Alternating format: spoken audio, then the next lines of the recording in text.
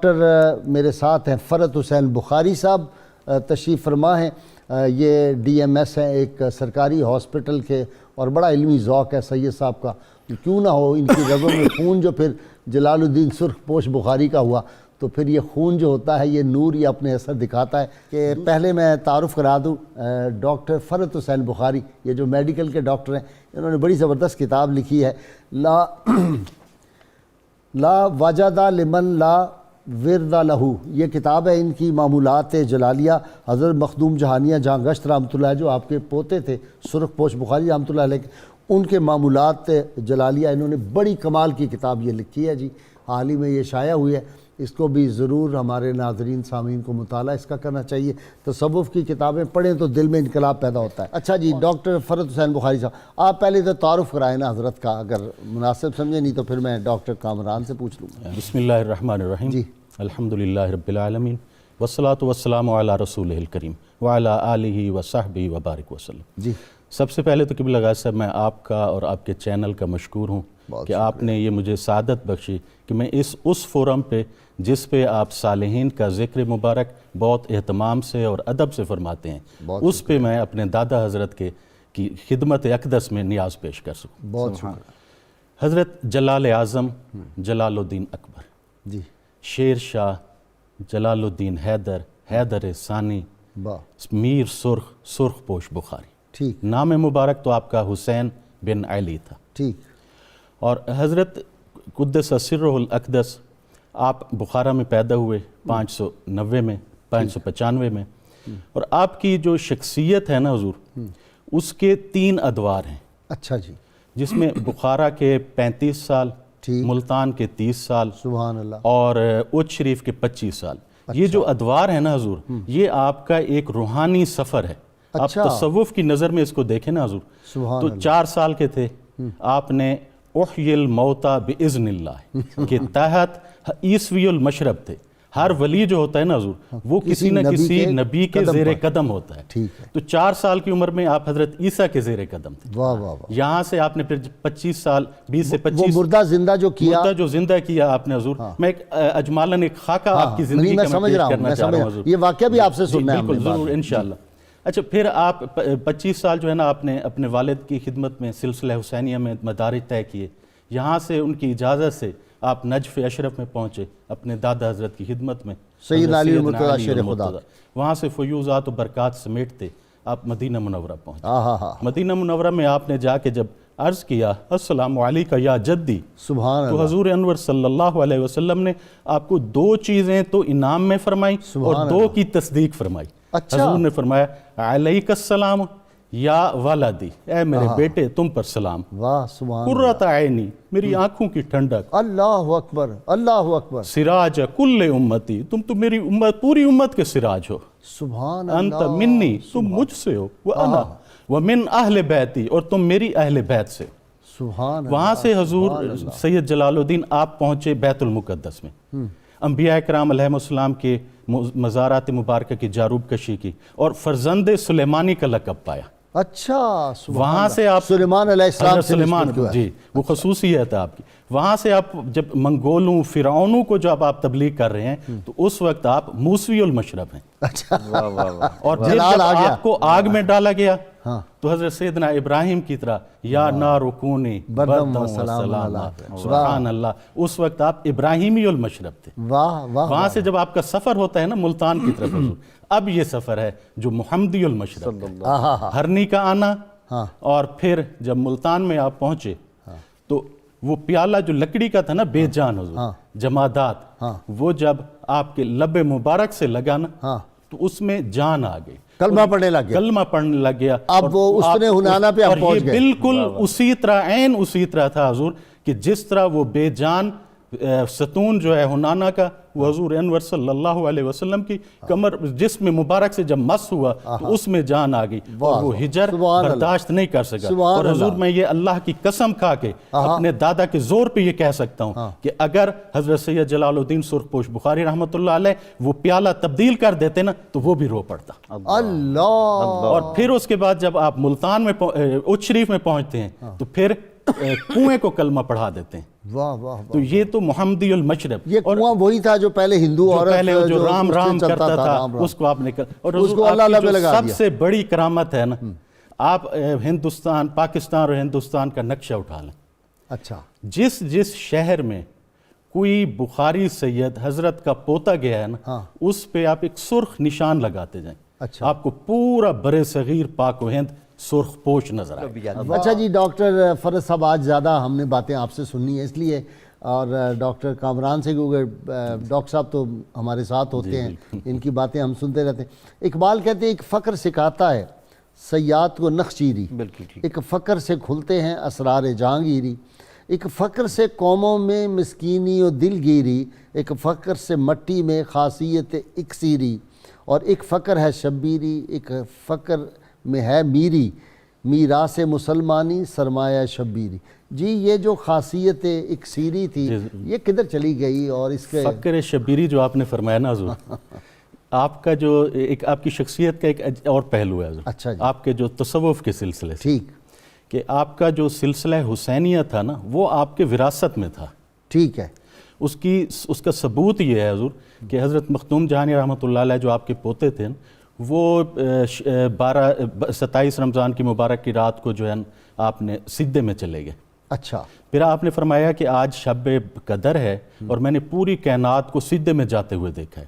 اور پھر آپ نے جو الفاظ مبارک فرمایا نا، آپ نے فرمایا کہ یہ میری کرامت نہیں ہے، بل ادراک و حاذہ اللیلۃ میراث لنا، یہ جو ادراک ہے یہ ہمارے لیے میراث ہے، فی کل سنۃ، ہر سال، الی رسول اللہ صلی اللہ علیہ وسلم تک.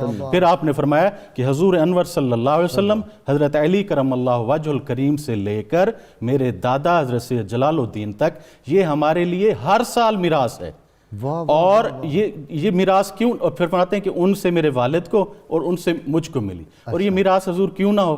حضرت مجدد صاحب فرماتے ہیں اگر کسی کو ولایت ملتی ہے نا، وہ حضرت علی کی مہر اور ان 12 ائمہ کی مہر سے ملتی ہے، اور حضرت غوث الاعظم کی مہر سے. واہ واہ واہ. اور یہ جو آپ کے اجداد میں 9 تو آپ کے اجداد میں ائمہ اطہار ہیں، اور حضرت غوث الاعظم سے تو وہ میں عرض کروں کہ آپ نے اتنے کامل ہوتے ہوئے سلسلہ حسینیہ میں سہروردیہ میں کیوں گئے؟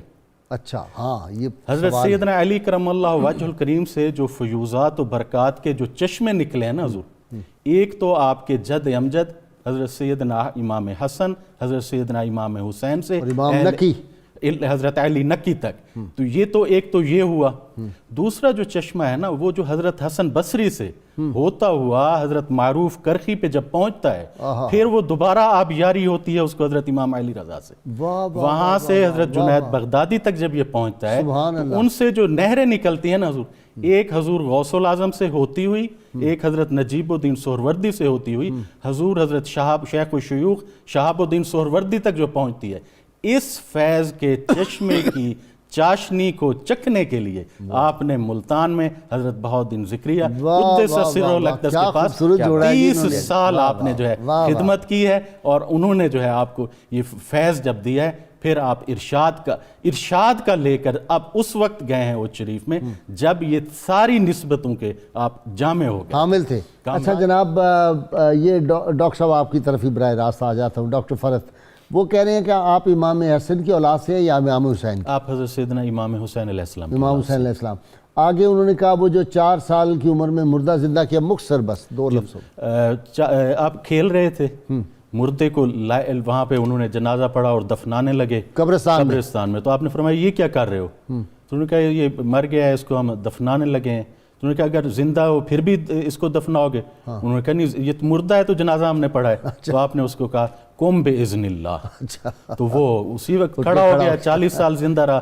تو آپ کے والد گرامی جب آئے تو انہوں نے فرمایا کہ پردہ داری شرع چاک میں کو نہیں، کہ تم شرع کا پردہ چاک ناراض ہوئے. تو آپ نے فرمایا کہ اگر قبلہ من ناراض نہ شدے، اگر وہ ناراض نہ ہوتے، آئندہ در بخارا कसेरा मौत न आया, तो किसी को मौत ही ना आती। बुखारा में किसी को मौत ही ना आती। किसी को मौत। अच्छा जी, ये हयात बख्श लोग होते ये हैं। हयात बख्श जी, वो कह रहे हैं कि कुआं चलता था, राम राम हो गया रहीम। जब आप तशरीफ लाए ना, तो वो रानी ओछा रानी जो थी, उसके हुक्म से इस्तदराज था उसका, तो वो राम राम करता था, चलता था, कुआं चलता तो आप पहुंचे, आपने वो उसमें कंकर फेंका, तो वो अल्लाह अल्लाह अल्लाह करने लगा। अच्छा। तो वो आई और उसका पूरा खानदान। अच्छा जी, डॉक्टर साहब, डॉक्टर फरत, आपका तरीका तसव्वुफ मशरब क्या तरीका था? तसव्वुफ मशरब हुजूर ये है कि इस खानदान का जो था ना, आपका और आपके पोते का, आप फरमाते हैं कि तीन इंसान जो है ना, तीन चीज़ों से बना है। ठीक। नफ्स, कल्ब और रूह।